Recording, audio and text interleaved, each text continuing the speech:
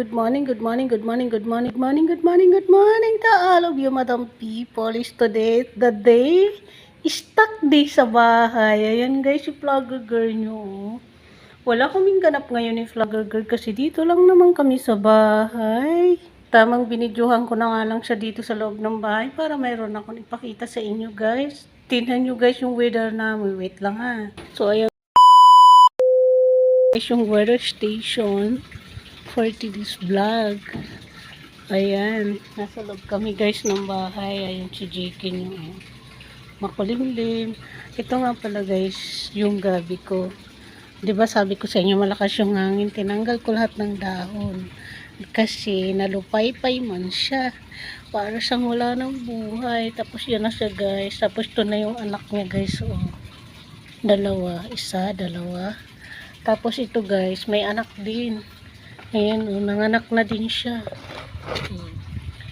Ayan o, anak niya. Tapos ito yung ninakaw ko guys, na naputol yung, nawala to. Kasing puno lang talaga yung nakuha ko. Yung ating strawberry.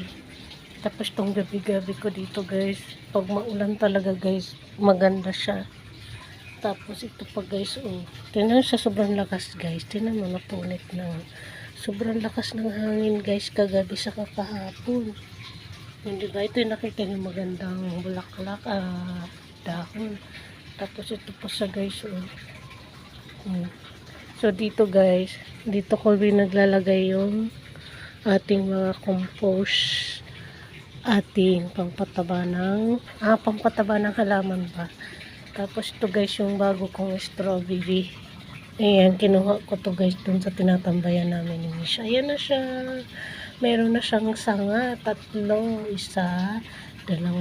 3. Tapos yung sitaw ko guys, lumalaban din siya. Oh. Ayan, tapos yan guys yung gabi ko din dito. Ayan, 2 yan. Tapos yung isa. Tapos ito yung gabi-gabi ko dito. Oh. Ayan, ito maring. Hindi kasi ito pwede maring sa loob ng bahay. Dapat sa labas lang to ng bahay. Kung maglalagay yung amo mo, anak ng amo mo, mga 2 o 3 araw lang siya sa loob. Tapos ilabas mo na siya. Kasi hindi siya pwede talaga sa loob. Sa labas lang talaga sila pwede. Ayan nga siya maring oh. Ayan. Ito din maring oh. Diba ito yung halaman mo. Ayan. Tapos ayan o, diba? Ganyan yung mga halaman mo. Sa labas lang talaga yan maring nabubuhay. Tapos ayan. O, diba? Ito pa. Tapos ito pa guys yung gabi ko dyan o. Ayan. So ayan guys yung weather natin. Tapos ito guys, may masama akong balita sa kalabasa ko guys. Alam mo naman. Ang dami na pa naman guys, bulaklak. Ayan o. Ang dami yung bulaklak ang nandoon yan guys o, sa ilalim. Bulaklak niya. Hindi pa siya totally lumalabas guys. Pero ayan na siya o. Bulaklak na yan guys. Hanggang doon. Tapos ito pa yung nangyari. Mapubuhay pa ba to mga guys? Comment down below nga guys. Anong gagawin ko dito? Ganyanin ko ba siya? Ayan. Lagyan ko siyang tape. Try ko nga guys. May bulaklak pa naman siya dito banda. Tapos inipit ko siya dito. Ayan. Ayaw na siya dyan matanggal. Kaya ayun. Nabali siya dito. Paraan lang ako guys sa aking halaman. Tapos yung sili ko guys. So, ayan. Kita nyo ba? Guys, yung maulan kahapon. Kahapon ko nga ito binigyo. Ngayon ko lang ito dinoise over. Pero hindi ko na nga sa minute.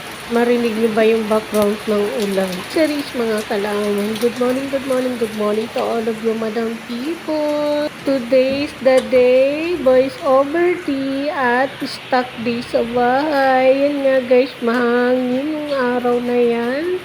Hapon nga ito mga kalamon, hindi nga ako dito nagsasalita. Tamang kumuha nga ako ng video dito sa labas. Napakalakas talaga ng hangin dito sa labas. hapon. Pero ngayon guys, tahimik na siya. Makulimlim lang siya pero wala na siyang ulan at hindi rin siya lumabas si Haring Araw. Lumabas si Haring Araw, ganun. Pasensya na nga kayo guys kasi bulol ako. So yun lang guys. Thank you so much watching. See you next vlog. Bye! Good morning! Bye!